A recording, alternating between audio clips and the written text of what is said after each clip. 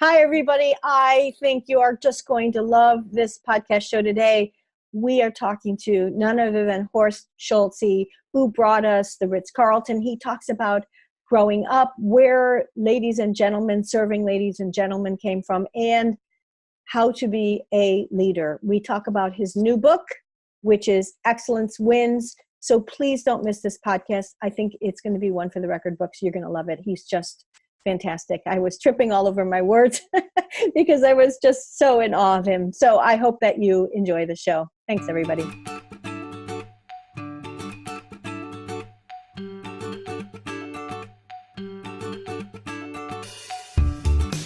Hi, everybody, and welcome to the Chief Customer Officer Human Duct Tape Show. Today, oh my gosh, what an honor. We have Horst Schulze with us, who started and brought the Ritz-Carlton and all that it stands for into all of our lives, as well as the Capella Hotel Group. Hello, Horst. So good to have you with us. Hi, Jane. How are you? I'm very good. I'm tripping over my words because I'm so happy to have you. Great to be with you. I'm looking forward to this conversation. We're also honored to have you here. So we're talking because you have a book that came out, and I want to show everybody. It's called Excellence Wins. Tell us about why you wrote a book at this point. Well, at this point, I'm basically for a while retired, and frankly, many people urged me to do it. And in fact, let me recall, because it's kind of an interesting story. Stephen Covey of 7 Habits of Leadership became a very good friend, and he kept on urging me every year, you have to write a book. And in fact, he called me on the way home in the car. I got a call again, and he said, Horst, I'm disappointed. You still haven't written your book. I have written the foreword already, but you haven't written the book. And okay, Stephen, I'll do it. And soon later, he passed away. And then I had a bad conscience, said, I have to think about that, and I have to write it. So I sat down and started making notes, and finally did it together with a ghostwriter, if you will, that helped me to organize it, because I was disorganized in the whole thing. And so, but why did I do it? What I really try to accomplish with the book is that if a CEO reads it, forgive me, CEOs, I wanted you to have a bad conscience. I want you to think about what leadership is all about as a CEO. I want you to really reevaluate if as a CEO you're doing the right thing. I reevaluate myself constantly on that too. I'm not pointing to somebody that I would point at myself too. And I want to write it in a way where if a young person starts reading it, they're reading a story, and on the end understand also what is leadership, what is values, what is integrity, that they understand that also. And how do you build a company? I want a young person to say, oh yeah, that's how you build a company. It's not that huge a secret. It's actually quite easy. That's what I try to accomplish. I love that. And so as we were talking earlier, you've broken the book into 3 major messages. Yeah. I mean, and clearly I first say, okay, look at the market. Don't look at yourself. Look at your customer. Be sure you have your customer in mind when you create something. Be sure it's customer focused, not self-focused. And then, of course, I went on the next. And then look at your employee. Look at how do you lead them? What is the employee? Look at the employee. And next, look at yourself as a leader. How are you a leader? And then take those 3 areas, break it down, and put processes behind it so it actually will happen. So that's kind of how I broke the book down, if you notice it or not when you read it. Okay. Yes. So let's talk about the customer area, because as you were, what I love about the book is that your background is in there, where you started at lots of different hotels. And how did you begin? You started at the very beginning. Yeah. Oh, for sure. I mean, I like to give the background because that's who I am, frankly. Yes, and it kind of says all about me. I started to ask my parents when I was 11 years old that I wanted to work in the hotel business. frankly, they didn't like it because that was not an honorable thing in, at the time, technic thinking Germany. If I would have said, I want to become an engineer, now that would have been the pride of the family. But in fact, but they didn't pay much attention because I was 11 years old. Right. But I kept on begging for it. By the time they're 14, they said they went to inquire from a government agency about what it would mean to work in hotel business. They said you have to find a job in the best hotel, and they decided to help me and do it. They found a job in a hotel 100 kilometers away. At that time, that was far. So you had to move away from your family? Oh, sure. I left the family when I was 14 years old. My mother took me to the hotel. And of course, the last advice was, and had been going on that advice, this is a hotel where we could never go. This is the finest hotel in the region, 100 kilometers away. This is only important people go there. And this is for ladies and gentlemen, not for us. Aha, ladies and gentlemen, that was the beginning. No, that was the beginning. And then I got there, and of course, the maitre d' was the guard of the hotel, said, this is an important hotel, and we are the servants, and they are important ladies and gentlemen. And then I worked as a busboy, meant dishwashing, everything. And so here I am working, and after Wednesdays, one time a week, I go to hotel school. Typical German upbringing. Working the rest of the week, but Wednesdays you go to hotel school. And after 2 years, I was still 15, just before I turned 16. The teacher asked, now that you're here 2 years, write a book, write an essay, 3 pages, what you now think about the hotel business. Back to work. I work in the restaurant, and it hit me that night. I've seen it before, but I didn't internalize it. The maitre d', when he went to a table, the guests were proud that he came to that table. And I said, wait a minute, that is a reversal. We are the servants and they're the important guest. And when I contemplated that and saw how he was respected, now mind you, he was a person of excellence. He would have never entered a restaurant without looking perfect, acting perfect. You could have shaved in his shoes, they were shining. And he was, and you could feel when he went into the restaurant. So that evening, I contemplated my essay, and I wrote an essay which I named, We Are Ladies and Gentlemen, Serving Ladies and Gentlemen. And I wrote about him, and I kind of related that we all are defining ourselves by what we do in life. If we are serving without excellence, we are servants. Or we define ourselves with excellence as ladies and gentlemen. But be it as a man, no matter what we do in life, we define ourselves. Well, I got an A for me, and that was the first A I ever had. And so, how old were you? How old were you again? 15. You were 15. Yeah. What a defining, I mean, and this is what we all know about the Ritz-Carlton. Sure, yeah. Now, when we started Ritz-Carlton, nobody had a choice. I made sure that was, I made it the motto of the company because it stayed with me. Mainly in the beginning, yes, it kind of went over my head. My maitre d' always said, don't come to work, come to work to create excellence and so on.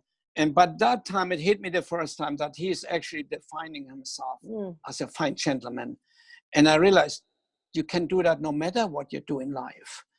And that's kind of the beginning, and it kind of created who I am today, that maitre d', if you will.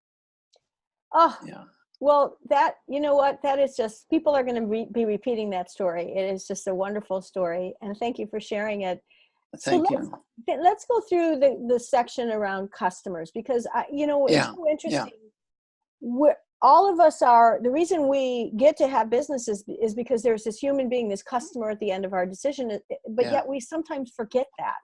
Yeah. What are the important things you want people to know? So, to maybe tell you the beginning of Ritz-Carlton. The beginning of Ritz-Carlton was driven by a vision, which is leadership. The vision was, Mind you, I had a great job at Hyatt. I was a vice president of food and beverage operations for the United States. I had golden handcuffs. I have everything you wanted in my career. I worked with great people for a great company. When somebody offered me a job to come to Atlanta and start a new company, they had 2 hotels in construction. They said, you will be in charge of operations for that new company. And what year was that, Horst?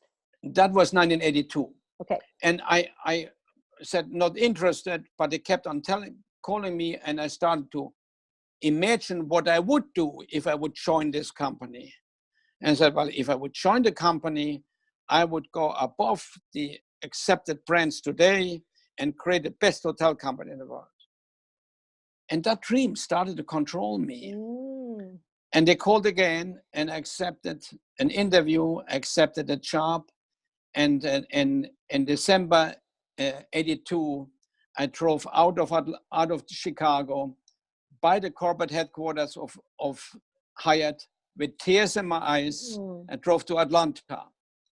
And a little over a year later, we opened our first hotel. In the meantime, we were able to buy the Ritz-Carlton Hotel Company, the Ritz-Carlton Hotel in Boston, sorry, not company, which had the name. We closed that hotel for renovation, and the first Ritz-Carlton we opened was the Ritz-Carlton Buckhead in Atlanta. Now, what was the thought? I hired people to join me in creating the finest hotel company in the world. Now they were laughing. They said, we don't even have a hotel yet. They said, yeah, but the vision is this. That is the vision. We are going to create the finest hotel company in the world. And so the question, of course, how do you make it the finest? By being to the customer, to our market segment, more sufficient than anybody else. With other words, we offer our product superior to the competition in the minds of the customer, not in our minds, but in the minds of the customer. And for that, we had to know what the customer wants. If I want to be more sufficient to my customer base, I have to know what the customer wants and give them what they want more sufficiently than the competition. So how did you go about doing that? Major studies. We bought several major surveys of customer service, top market customer service. We bought them. We made surveys. We looked at it. We listened, not to ourselves, but then to customer, and said, all right, we're going to create processes behind their expectation. Mind you, and here's the fascinating thing. I mean, it's totally fascinating to me at the time. Once we made several studies of the expectation of the customers, it became clear that in the subconscious expectation of the customer, they want the same thing no matter what they buy. If it's a hotel stay or a car or a bottle of water. And think about it. What do you expect when you buy a bottle of water? You want 3 things.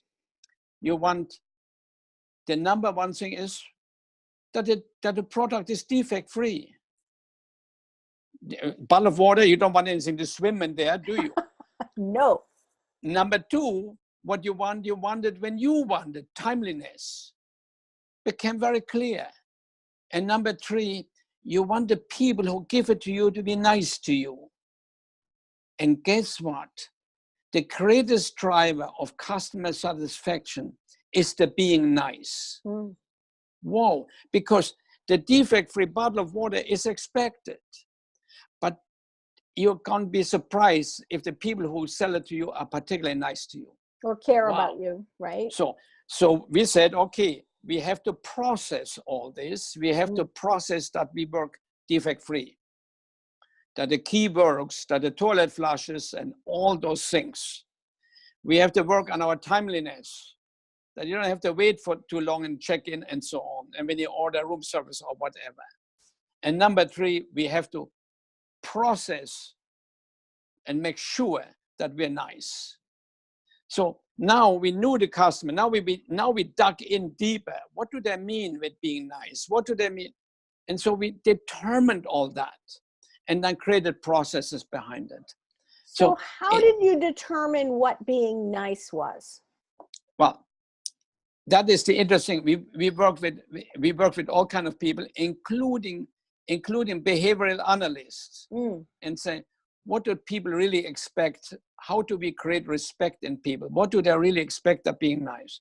If we learn, for example, crazy things, that a human being makes a decision about another human being or about another business, when they come in human terms, when they come within 10 feet of them, not before, not after.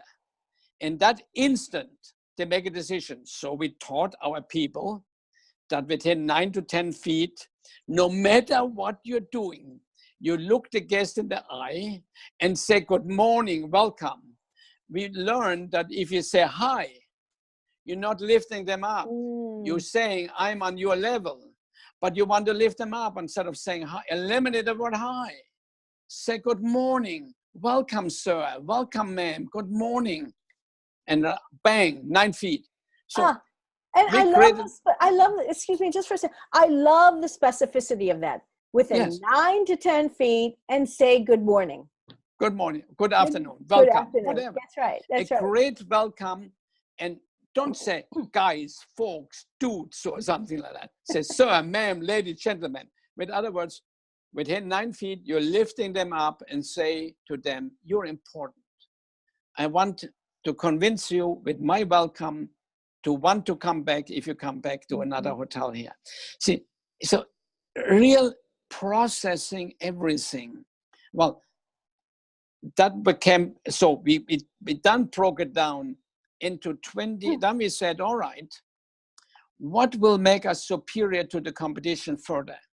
And we, by studying, by knowing, by listening and so on, we decided on 20 points, 20 things that will make us better, including the hello and so on.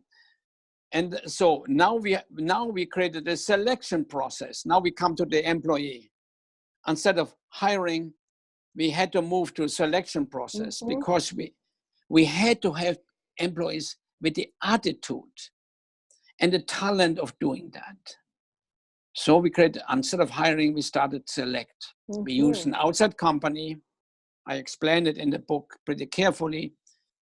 To select, we profiled every job category and selected against that job category. Now we had the expectation, and now we had the people selected, and of course, the proper training, the proper orientation, the proper everything to actually be able to do what we had to do.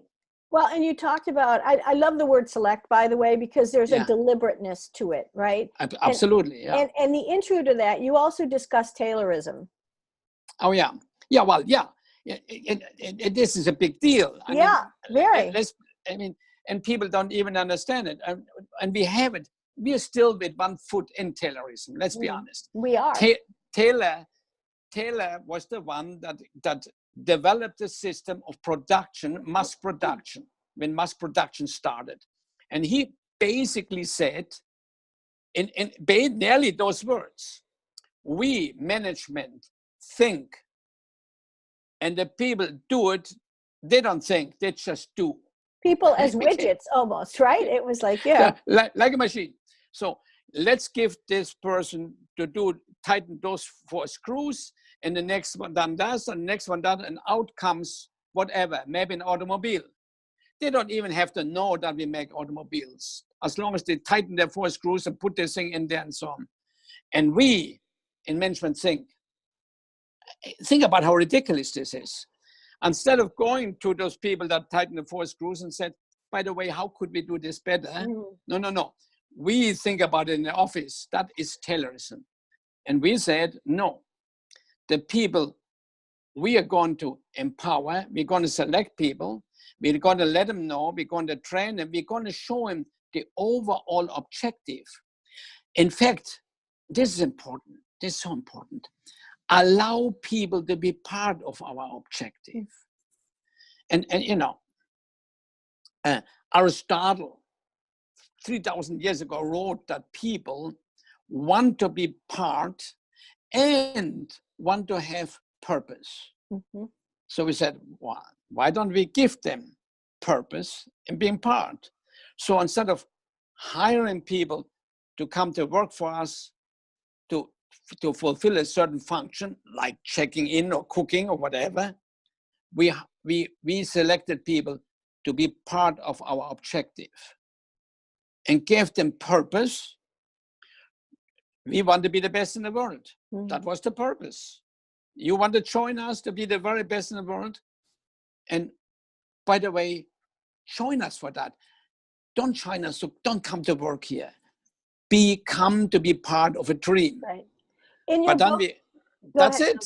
Yeah. Go ahead. In the book, there was a wonderful passage where you were talking to the Chick-fil-A people, and Dan Cathy was in the back of the room, and you were talking about the purpose and trying to come up with, what was it, the greeting, or I can't remember. Yeah, we talked about using the right words, which we taught in Ritz-Carlton, very careful. Don't use say hi, say welcome, and so on. And I was explaining that, and we were looking for words for Chick-fil-A. Truth Carty was not participating; he was just sitting in the back. And when it came to don't say okay, we don't. And I said, we in Ritz-Carlton, we teach not to say okay, but we use my pleasure. When somebody wants something, I would like to have 2 more pillows, and suddenly saying okay. We're saying, that's my pleasure. Everything is and it should be our pleasure, and sincerely is.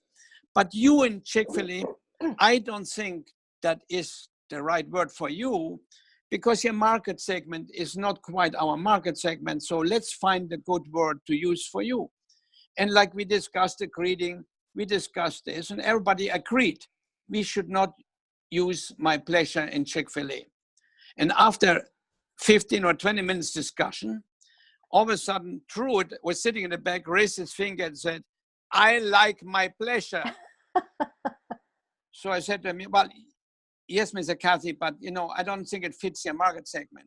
He said, I like it. And that was it. If you go to any Chick-fil-A now, they're saying my pleasure. On the end, the boss can make a decision.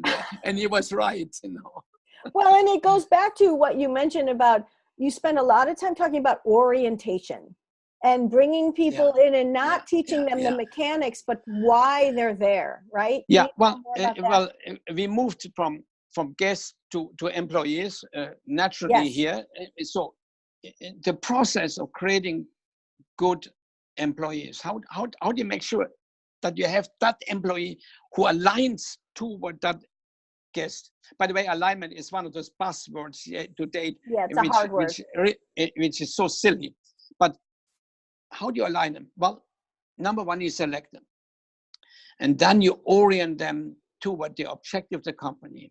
Show them the motive of those objectives. Show them how their motives in life certainly fit the motives of the objective of the company.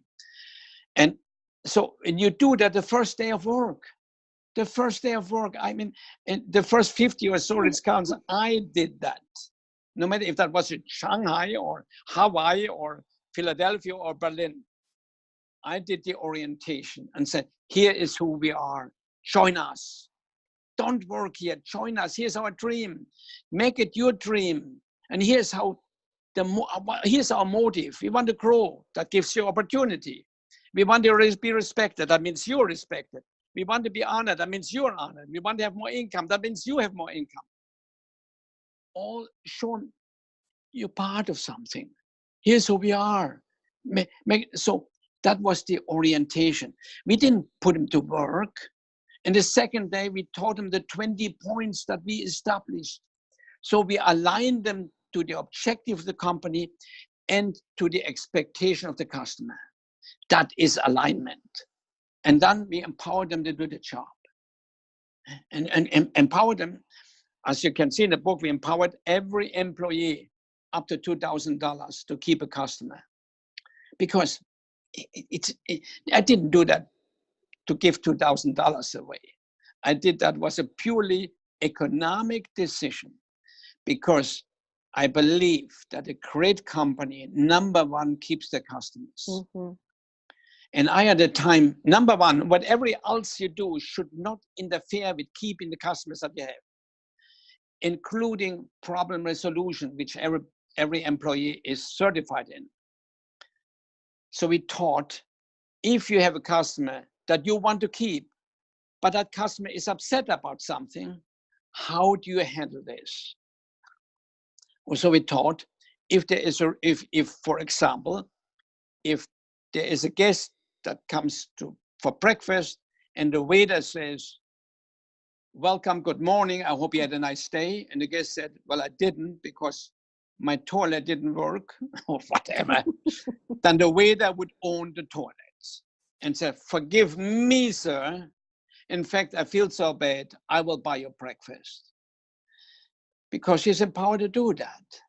Now, in that moment, that guest would become immediately a loyal guest. Yeah, I know it. You don't know how many letters I got that were exuberant because some employees said, forgive me, and send them a fruit basket, bought them a glass of wine or whatever. They could not even believe this. It bowls you over. But it blows you over. But here's the economics on that. Yes. I knew that, my goodness, I knew the average age of our customers.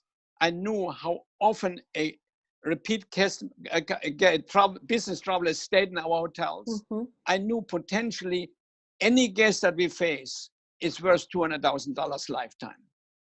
So wouldn't I spend some money to keep him? That's right. By the way, nobody ever spent $2,000. They spent, bought breakfast, bought a glass of wine or something like that. So if we could pause for a minute, I think, because this is so critical, Sure. Horst, because we've got a lot of people who listen who are really trying to put the practices that you're talking about into place, but yet the culture or the alignment or the organization may not be there yet, right? And what you just said was so important, which is, you started with employees, right? You've got to hire people who you trust. Mm-hmm. Yeah. And then though you did the math, the customer is worth $200,000. Don't make people ask for permission. Put the $2,000 in their pocket to do as they saw was right. Whatever it takes, my philosophy, whatever it takes to keep the customer. Whatever it takes to keep the customer. Do not lose a customer. And so why is that so hard? Do you have any words of advice for folks out there? Well, it is very, very hard today because all judgment of management is based on how much profit they make. And it's short term. And this may short term cost a few dollars. We're not really, look, forgive me, the industry knows that I'm the cynic of the industry also. I'm the love of the industry, I love the industry, but I'm also the cynic. Look, all the big names are more and more becoming sleeping commodities. And that is very, very understanding because the big names are all large companies. A headquarter is somewhere. The hotel, in the hotel business now, that's true for every business. The hotel is 3,000 miles away or whatever. And how do they analyze that hotel? By the bottom line. Now, I would have never hired, honestly, I would have never hired the manager of the year for any company. They may have been great guys, mind you, but I would have been always scared. The only way they became manager of the year is they didn't paint anymore. They eliminated the piano. They took the flowers away. And the corporate office said, bravo. In the meantime, they're killing the brand slowly but surely. So that's the difficulty to overcome that. So you have to show your leadership that it makes economic sense to make those decisions. Keeping the customer, what does it mean? What is the customer value right now? And what does it cost me to keep the customer? What would it cost me to get a new one? It costs you more. Not only that, that customer who is blown away, he goes away and talks, he or she, of course, goes away and talks positive about you. And the one who you didn't change from a complaint too positive goes and talks negative about you. So it is a double-edged sword to empower your employee to make sure to convince the guest to be happy. That's right. And again, you know the value. Nobody's spending to the $2,000, but think Nobody. about the pride of your employee when they're being given the opportunity to do what they feel is right. Think about what message did I give the company at the time? I gave the company the message, I trust you. That's right. You are part of this company and I trust you. And the success, and our employee turnover was nothing in comparison to the industry. And we didn't pay more. We never became union. The union was picketing us in San Francisco for 3 years. The employees didn't vote for the union. They voted with, even though we didn't pay more. They voted with us because they felt part of the company. They had a purpose. The other thing that I love that I think from a practical standpoint people could learn from is the 24 service standards that you rotated through in the huddles, because the repetition of the meaning over and over again. Can you say a little bit about that?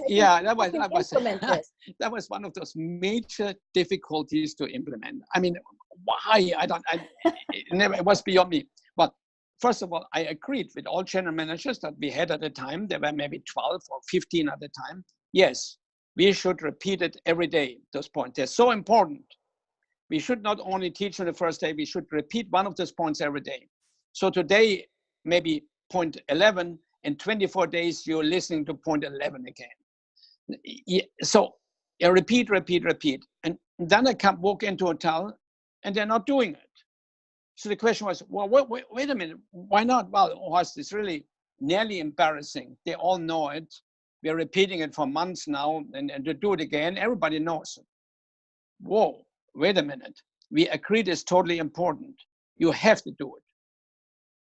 Next time I go to another hotel, they don't do it. So finally I had a general managers meeting. Finally, I got their point, mind you. I understand, but we had the huddle, the lineup in the corporate office too. And I did it every day. I wasn't embarrassed to repeat what is important, but it was connected to a nice story and so on. But finally, versus just saying the standard, right? You have to connect the standard to a story. To a story. But what I did finally, I had to do it finally. And we had a general managers meeting, so I said, okay, I got it. You're embarrassed. Everybody knows it. So let me understand something. Raise your hand if you don't know what Coca-Cola is. So nobody's raising their hand. So with other words, you all know what Coca-Cola is. Hey, by the way, Coca-Cola knows that you know it, but they still advertise for billions of dollars. Why? Because they understand you have to keep it in front of your mind. And this is so important. This will make us #1 in the world. So for crying out loud, do it. And it still didn't happen. So I went to the last resort and I made it very clear.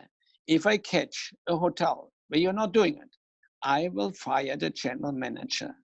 I have to, because I'm the standard setter. I have no right to let this go by, because I know this is a key leadership piece. When I established the vision of being the leader in the world in the service industry, that's what we work for every day. No other reason. I knew, and I agonized about it. Is this good for all concerned? Would that be good for the investors? Well, yeah. Would that be good for the guest? Sure. Would that be good for the employee? Absolutely. Would it be good for society? Yes. Once I agonize and establish it's good for all concerned, I had no more right to compromise it. I had no more right. So I had to say I fire somebody, because if we don't do that, we may not be the best in the world, but if we do it, we will be. So I have no right to compromise that. The vision was set for the good of every employee, for the good of the investors. I had to insist on it. And even to the point of saying, hey, I have to fire you if you don't do it. So what's happening now? It's continued now, right? It is. Yeah. As far as I know, they continued. And I continued that in the next company. I created Capella. If anybody doesn't know what Capella Hotel is, you all have seen one before. on TV when Trump was meeting with Kim. That was in the Capella Hotel in Singapore. All right, so that's it. Capella is ultra luxury, small Ultra hotels. luxury. Yeah. So would you like to move to the leadership section? Yeah. In a way, I moved there automatically. A little bit. Mm-hmm. Yeah, a little bit. Leadership is you set a vision and leader. You set a vision and you're the standard setter. You cannot. You don't delegate the standard setting. Delegate the standard setting everywhere, but you are the chief standard setter as the leader. Leadership. There you are. As I have touched on that in various ways. And leadership sets the standards and then invites people to join it. Not select, not hire. Select people to join what you're setting out to be. And know in your mind, you have agonized that the vision that you have established is good for everyone. Now you select people. Don't hire people, select them. And then you invite to join the vision of the organization and explain carefully so that people become a part of you.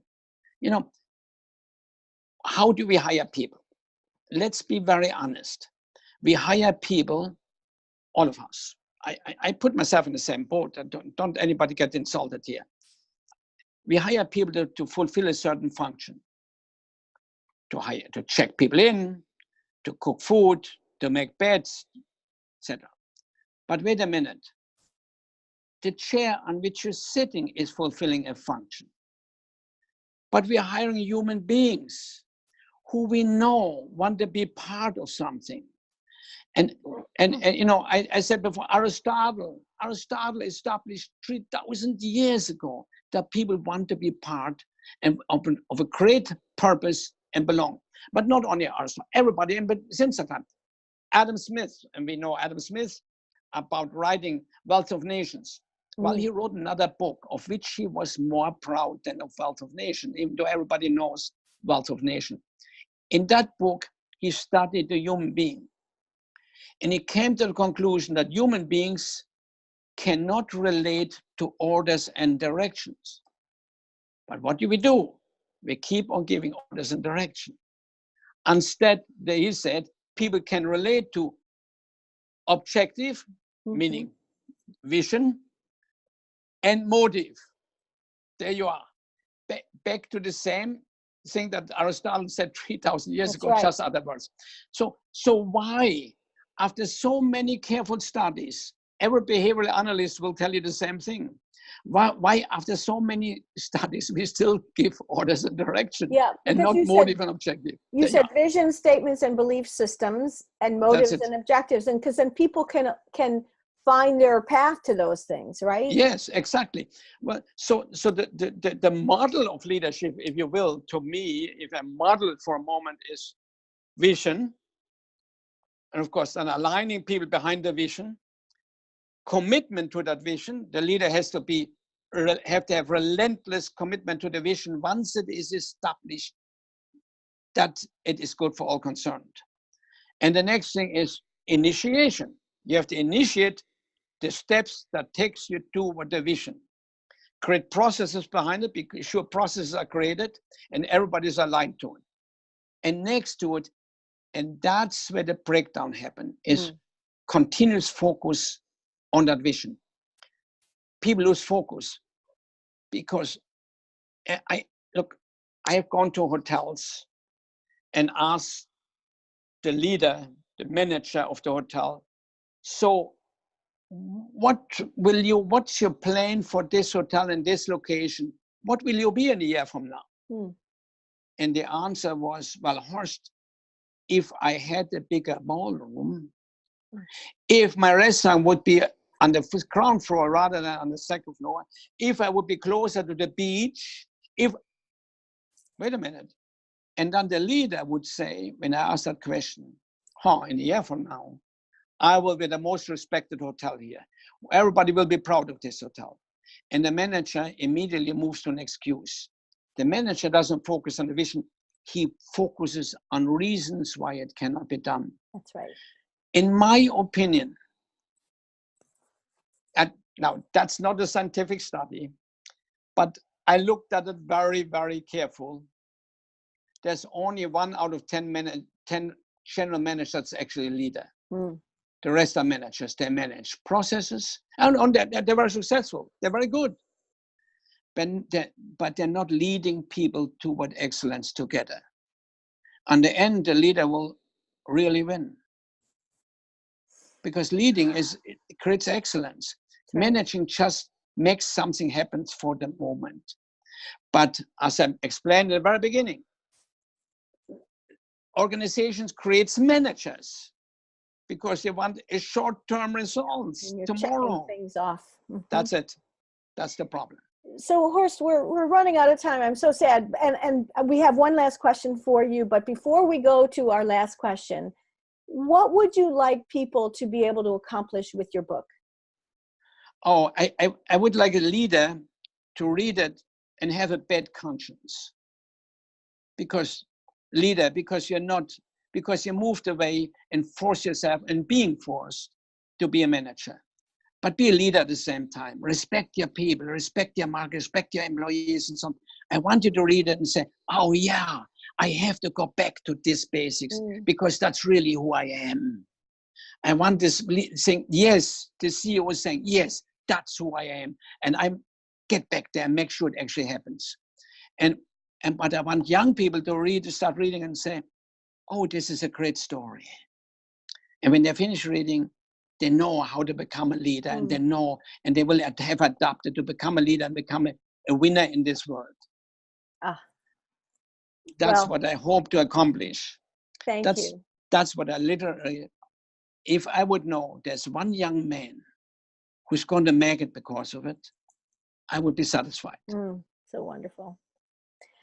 Okay, so thank you. And I wish we could go on. I know everybody out there probably wish we could keep going. We have one last question, and we call it the pay it forward question. You've lived this wealth of knowledge, and it's a hard question, but it's such a great question. So are you ready? Horst. Okay, I'm looking forward. What do you know now that you wish you knew then? Everything.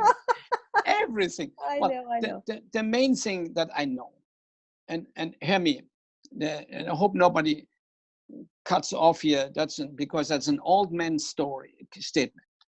When you come to my age, you know that when you look back, you cannot avoid seeing yourself. Mm-hmm. Be sure you see something beautiful. I wish I would have known that then. I would have, there's some things I wouldn't have done, some things I wouldn't have said, something I would have done so that the view back looks so much better. Well, Thank you. Thank you so very much. You're very welcome. It's been such an honor for me. And I can't tell you, we've been for those of us who do this work because we love it, because it is our mission, I think I'm going to say thank you for all of us. For what you've done for all of us. And so thank you. Thanks to everybody for continuing to watch and listen. It's our pleasure. Please remember, go to customerbliss.com/podcast, and you will be able to listen and watch Horst over and over and over again. And until then, thanks so much, everybody.